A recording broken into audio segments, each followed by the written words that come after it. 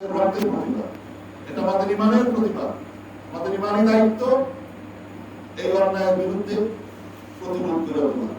এর জন্য আহলে সুন্নাত ওয়াল জামাত, আহলে বায়াত, সুন্নি জামাত, আমাদের সুন্নিয়াতের প্রশ্নে আমরা সমস্ত হামলাকারীদের দাঁত ভাঙা জবাব, এর জন্য যা প্রয়োজন তা করবো। দরকার হলে আমরা কামড়ের কাপড় সাথে নিয়ে আমরা রাজপথে নামবো ইনশাআল্লাহ।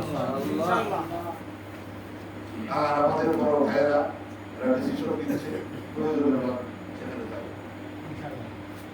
আল্লাহ আমাদের সবাইকে তৌফিক দান করুন, সবাই বলে আমিন।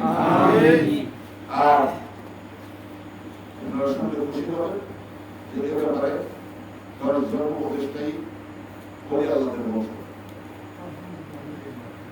এরা প্রত্যেকেই দেশের রাষ্ট্র ক্ষমতা পরিবর্তন হলে আল্লাহদের কারো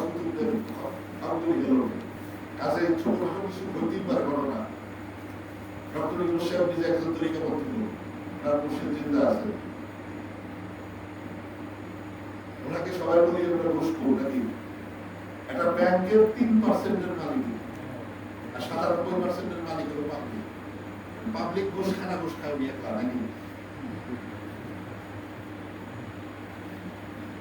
উনি বেতন নেয়, বেতন উনি চাকরি করে, উনি 1 লাখ টাকা ওখান থেকে স্যালারি নেয়, সম্মানী নেয়, 1 লাখ টাকা ওনার সম্মানী। কিন্তু উনি 1 ঘন্টা লেকচার দিলে পৃথিবীর কোনো দেশে ইউনিভার্সিটিতে 1 কোটি টাকা পায়। কত পায়? 1 কোটি। কতক্ষণে? 1 ঘন্টা। বাংলাদেশের এই কয়েক কোটি টাকা, 100 কোটি টাকা লোন দিছে, লোনের টাকা সুদ পাবে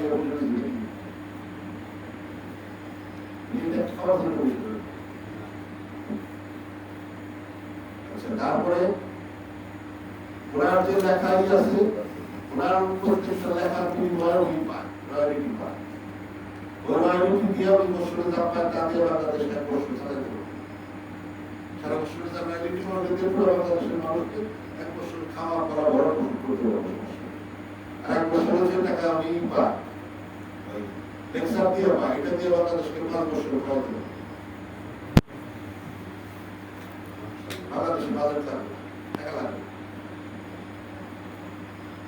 উনি দান করে, যেটা সরকারি কোনো ফান্ডের কোনো টাকা পাওয়া দান করে নাই, দান করছে সম্পূর্ণ নিজস্ব টাকা, নিজের টাকা। বলছে যে আমি টাকা দেড় টাকা দিয়ে কি করবো, আর বিদেশের ব্যাংকে আমার টাকা পালাই দিয়ে লাগবে, এগুলো গরিব মানুষেরা দিয়ে দেবো। উনি বর্ণার্থীদের বলছে আপনারা আবেদন করেন যে আপনি যে বর্ণার্থী কষ্টে আছেন এই কথাটা আমাদের কম, আমি সাথে সাথে পেমেন্ট দিয়ে দিচ্ছি। এইভাবে তাদের 10,000 টাকা 1,000 টাকা দিয়ে 10,000 টাকা দিচ্ছি।